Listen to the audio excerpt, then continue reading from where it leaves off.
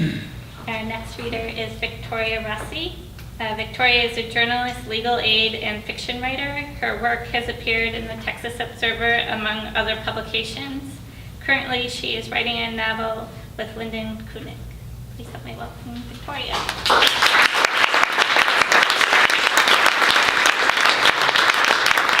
Thanks, everybody. Thanks, Kirk. So this is a story about three sisters set in a magical American West. One day, two of these sisters join hands and walk into the sky, but the third sister is left behind. She sets off to find them. This scene is a catalyst for their disappearance.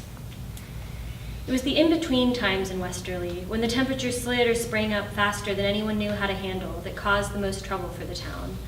On any given night, a cow might drop dead in surprise at the sudden cold.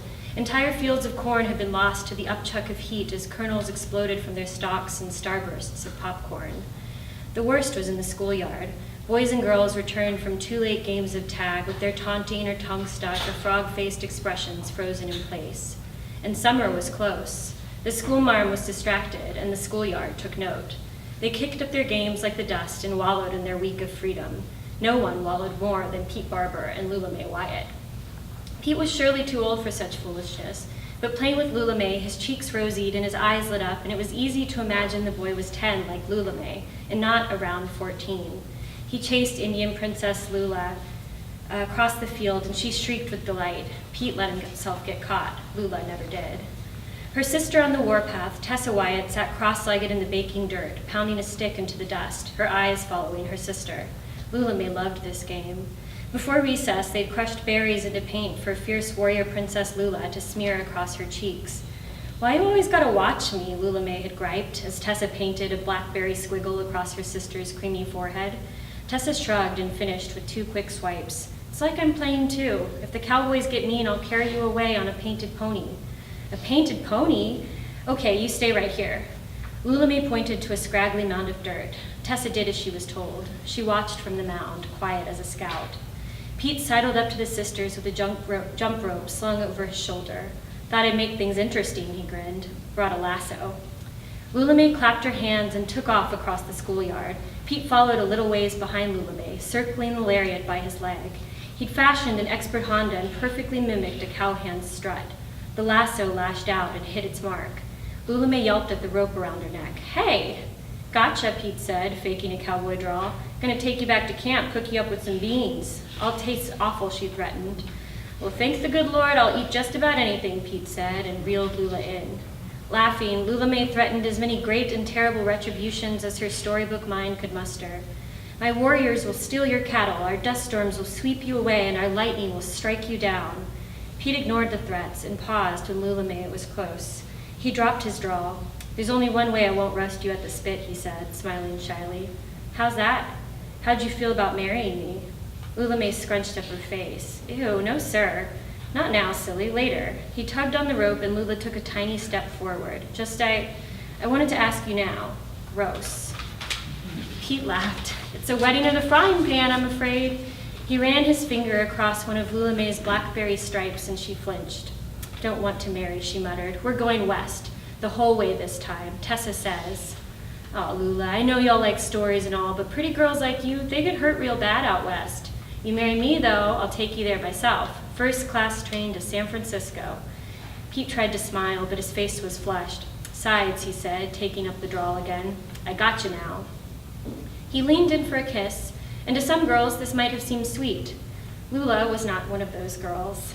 She didn't take kindly to the dent Pete had made in her war paint, to the jump rope around her neck, or the notion of going west with anyone but Tessa.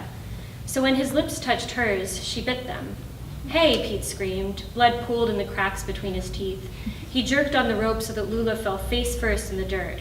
"What was that for?" "I don't want to play anymore," she gasped. The schoolyard saw it all. Pete kicking hard at Lula once, twice, and they saw Lula's sister, or something like her. This was not Tessa. This was a twister that had touched down inside her. Tessa ran at Pete with the black fury of a tornado, slamming into him with a sound like shingles torn from rooftops, her whole body curled into a fist. She reeled and spit and cussed and wrenched the jump rope from Pete Barber's hands, and soon the schoolyard couldn't see it. The white dust spun and swirled around her, turning them all into ghosts. Tessa, go back to the schoolhouse, please. Miss Maddie's voice was controlled and flat, wrapped around something fierce. The sun beat through Tessa's closed eyelids. She was flat on her back in the dirt. A second ago, she'd been hitting the ground with a stick, that much she could remember. What made it happen, that feeling like she was exploding out in every direction? She was enormous and furious. She was dynamite down a mine shaft, an angry giant ready to raise a village. And then the earth rose up to say hello. They crashed into each other like the best of friends, egging each other on. The dust whooped and yipped around her. The willows and saguaros, the blooming wheat stalks, the tumbleweeds that crisscrossed the schoolyard. Yes, they all seemed to say at once, yes. Yes to what? Tessa turned her head to one side and felt dust drift from her face. It was flat, lifeless, dirt, nothing more. She scraped the last bits of dust from her eyes. Miss Maddie crouched close by with her back to Tessa. She spoke quietly to someone else lying in the dirt. We'll have you out of the sun soon, honey. Doctor will be here any minute now. Tessa sat up and tried to peer around her teacher's back. There was a boy on the ground beside her. Oh, Pete and Lula. Anger rose up, then quieted back down. Where was Lula? Tessa scanned the schoolyard. It was empty of students, a blank white space broken only by the barbed wire fence and cornfields beyond. She remembered the rope around Lula's neck and Lula helpless before Pete. A stance, Tessa thought, she'd never seen her little sister take. Tessa cleared her throat. Miss Maddie? The schoolmarm's glance was like the flick away of a fly. Thought you'd gone back to the schoolhouse, Tessa. Now you do what I said. Tessa stood up, shaking on her feet. She ached everywhere. Okay, Miss Maddie, I'm sorry. She wasn't sure yet what that sorry was for. She was surely in trouble, that much was clear.